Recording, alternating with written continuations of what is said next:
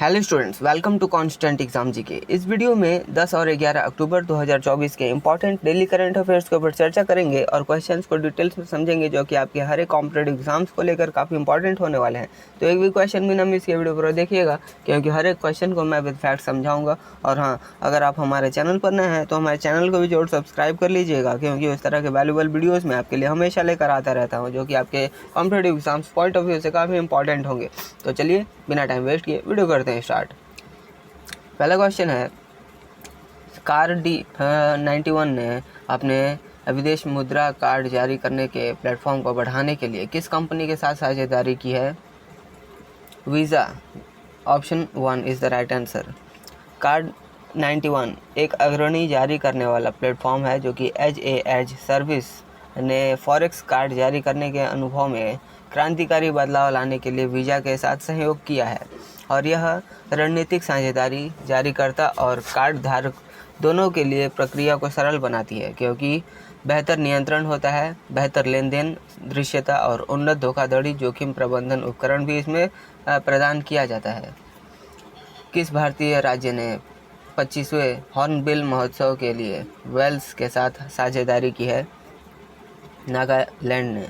नागालैंड ने वेल्स के साथ हॉर्नबिल फेस्टिवल के 25वें संस्करण के लिए सहयोग किया है, जो भारत में वेल्स के 2024 उत्सव के समापन का प्रतीक है। और मुख्यमंत्री, जो कि नागालैंड के नेफ्यू रियो हैं, उनके नेतृत्व में इस साझेदारी का उद्देश्य संपन्न हुआ है। इसमें द्विपक्षीय संबंधों को मजबूत किया है, युवाओं के लिए अवसर प्रदान और सांस्कृतिक आदान प्रदान को भी सुविधाजनक बनाया गया है। मध्य पूर्व में बढ़ते संकट से निपटने के लिए G7 नेताओं की बैठक की मेज़बानी किस देश ने की है? इटली। इटली ने 2 अक्टूबर को ही यह G7 नेताओं की बैठक की थी, जिसमें मध्य पूर्व में बढ़ते हुए संकट की जारी की गई थी, जिसमें विशेष रूप से इजराइल लेबनानी सीमा पर स्थित और इजराइल पर ईरान के मिसाइल हमले पर भी ध्यान केंद्रित किया गया था।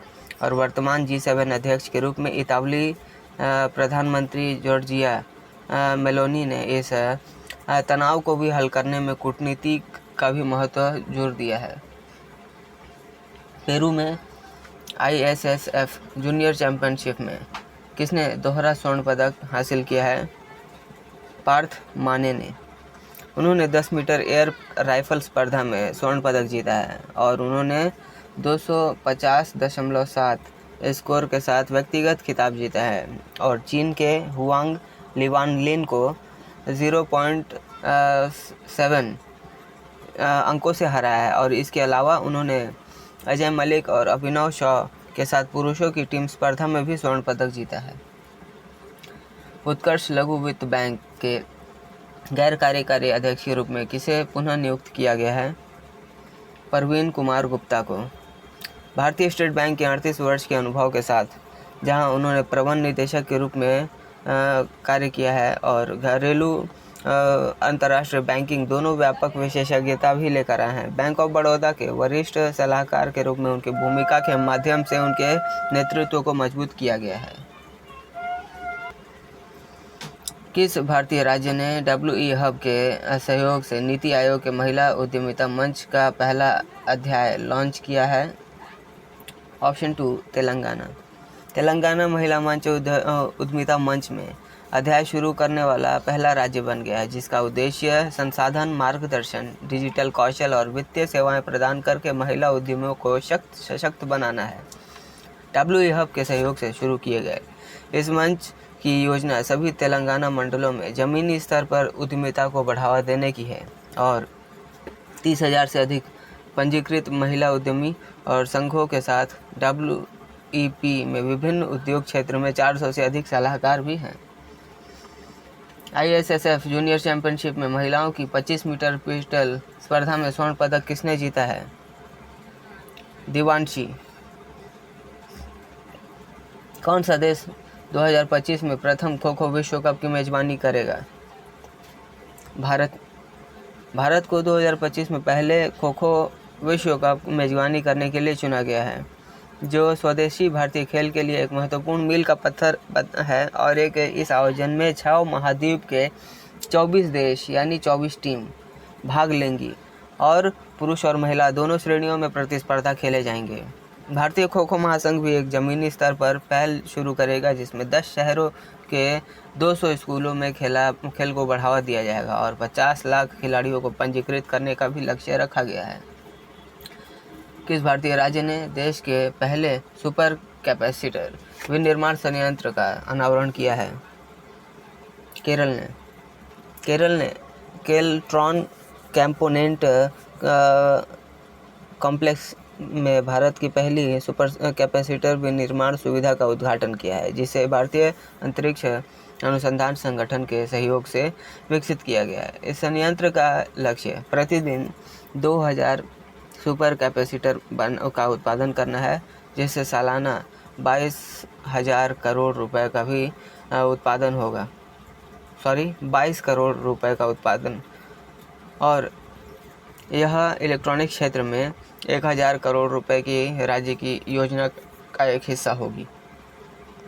किन 3 देशों ने बिजली निर्माण के लिए त्रिपक्षीय विद्युत व्यापार समझौते पर हस्ताक्षर किया है? भारत, नेपाल और बांग्लादेश ने।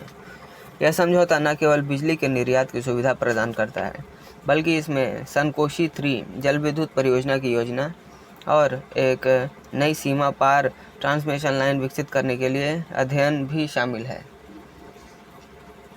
भारत में स्वच्छ ऊर्जा पहल को बढ़ावा देने के लिए किस कंपनी ने अडानी समूह के साथ साझेदारी की है? गूगल ने।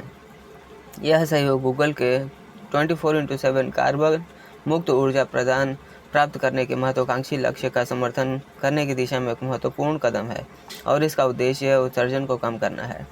अडानी की व्यापक अक्षय ऊर्जा क्षमताओं का लाभ उठाकर यह साझेदारी न केवल गूगल के स्थिरता उद्देश्यों को आगे बढ़ाती है, बल्कि आगे के जितने भी लक्ष्य हैं उनको भी आगे बढ़ाने में समर्थित अपना रुझान दिखाती है।